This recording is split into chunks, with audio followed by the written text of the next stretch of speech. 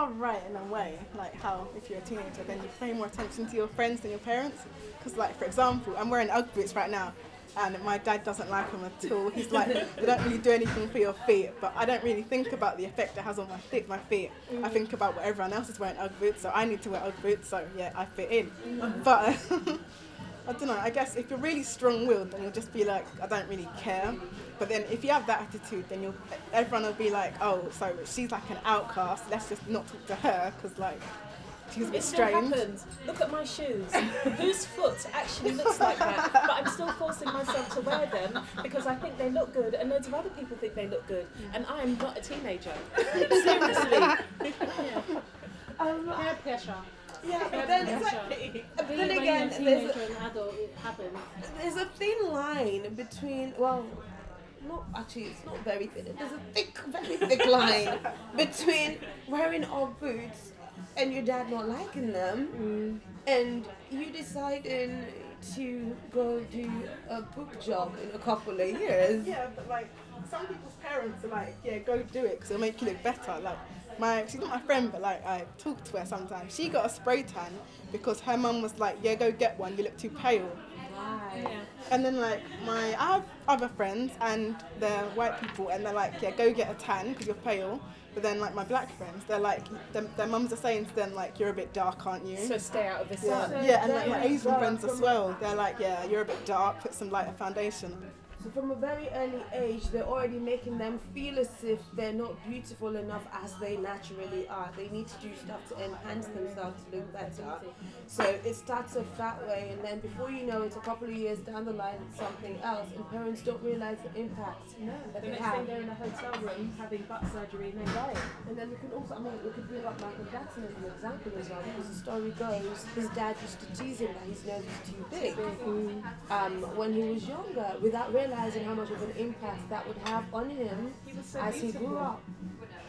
So I guess it does, I would agree that our parents have a lot to do with how we portray ourselves, what we define as being beautiful is, and how, my mom drops it in my ears all the time about how beautiful she thinks I am, and I'm like, yeah, you're my mom.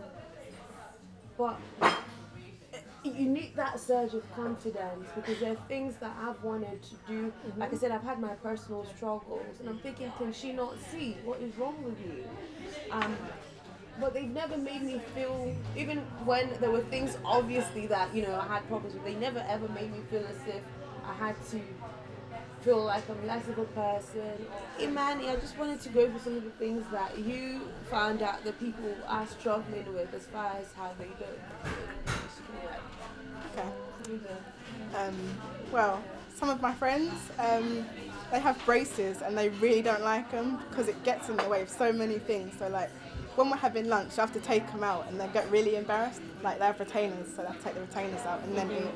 And they get embarrassed about that. And then some of them wear glasses. And like, I know how you were saying that like, you don't really mind wearing your glasses, but I guess when you're young, like, glasses is sort of like sneaky. When I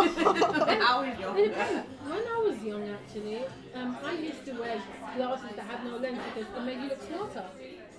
So for me, it was actually cool. But now I actually think, yeah, maybe it makes me look a bit older. If I put my glasses on now in comparison to now, I feel like a bit, But, so it's amazing, the different views of people. Carry on, sorry.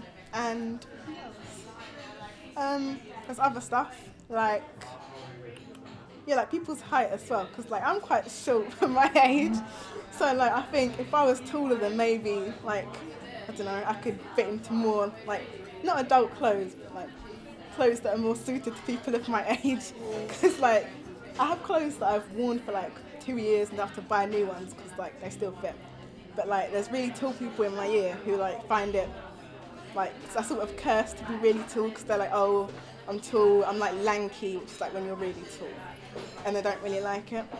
But then you have people in other years, like year 7, and they're really, really small, they're like smaller than me, and they're happy with it, so I guess just be happy with what you have.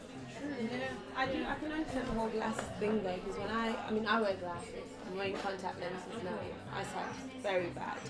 But I hated them.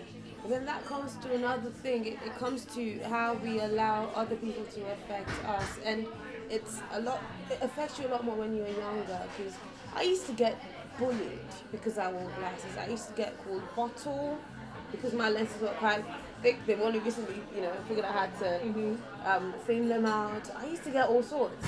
And I allowed that to get to me because I was young and I was vulnerable and I used to get upset by it and I hated.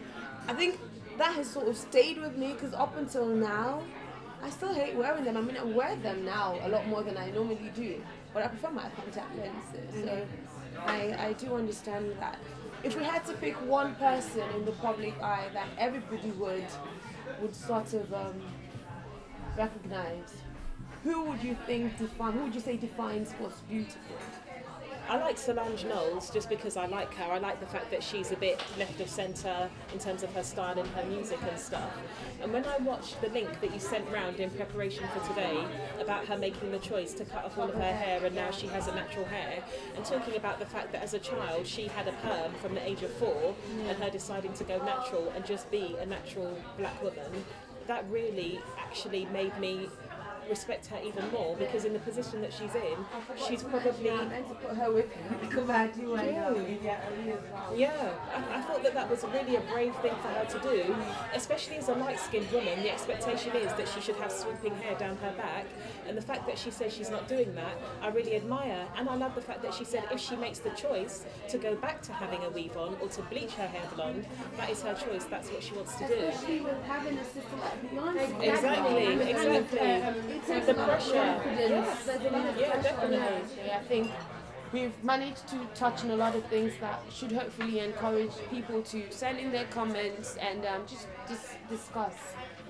Agree, disagree. You may have heard things today that you felt particularly connected to, or you might be in a position where some of the things struck hard with you so much that you want to find somebody to talk to or get some help to deal with certain issues. I'm going to make sure I put all that information in the magazine as well, so you could do that. And just one more thing before we go, Yema has kindly offered to do a free makeover, right? Yeah. Yema, Mirror by Yema is offering a free makeover in the next edition, and we're going to put that out there as a competition. So watch this space and look out for that. Royaume, Royaume, that's the realm of the free, so come with me.